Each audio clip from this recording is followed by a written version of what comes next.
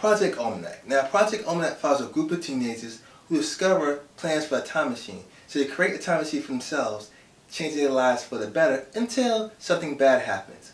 Now, when I first saw the trailer for Project Almanac, I said to myself, this could be a decent, fun movie for a January release. And you know what? I had a decent, fun time with it. Now, this is a time travel movie, and let's face it, look, time travel movies are not perfect.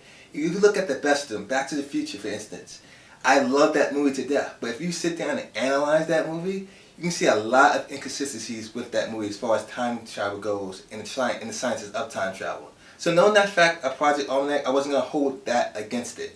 Now, while watching this movie reminded me a lot of The Butterfly Effect with Ashton Kutcher, which I thought to be an underrated movie.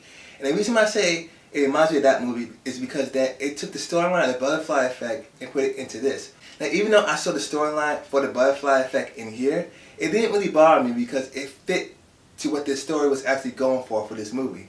And it kind of works for the identity of this movie. And I like that fact because sometimes movies try to be something it's not. And this movie stuck to what it knew best. It wasn't trying to be philosophical. It wasn't trying to be something like, let's change the way people think about time travel.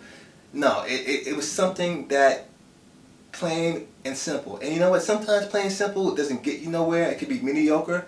But for this movie, you can have a fun time with it being plain and simple.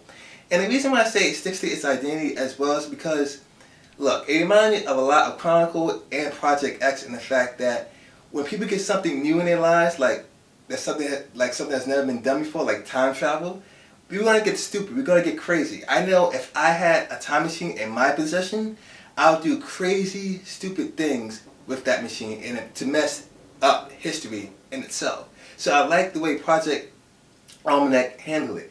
It didn't be something that it was not. It didn't try to go all over the place. It stuck to a simple foundation for what it was. Now, of course, look, does it go down the road of clichédness, people making stupid decisions? Yeah. You can usually expect that in a young teenager type movie. And you know what? You can kind of live with that. Walking into it, you kind of know what to expect. Yes, it has dumb decisions, but it's not the dumb decisions that will give you a headache like in horror movies for the most part. But I think most people enjoy it for what it actually is if you just ignore the normal teenage stuff that you see in movies. Now as far as flaws goes, besides the clichédness and everything, when it comes to the time travel element, I think this movie does a decent job with it. But when you think about all time travel movies, the actual start of the story could be a plot hole in itself. So you have to really go back and do the sciences of it. So I don't really want to rack my brain around it. But I think for the most part, for a movie like this, I think it handles it pretty well for what it is. So honestly, for a January release, I think Project Almanac is a pretty decent movie that I think most people would have fun with. So I'm gonna give Project Almanac a good strong 3 out of 5 stars. Look, I'm not gonna say I'll buy it on Blu-ray, but if it comes out on Netflix, streaming, or if it comes out on cable, I wouldn't mind watching it. So guys, if you've seen Project Almanac, let me know what you guys think of it. Like it, hate it, comment below and let me know. And guys, let me know what's your favorite time travel movie. And now this is a key thing. Take out Back to the Future and take out Terminator 2 and Terminator.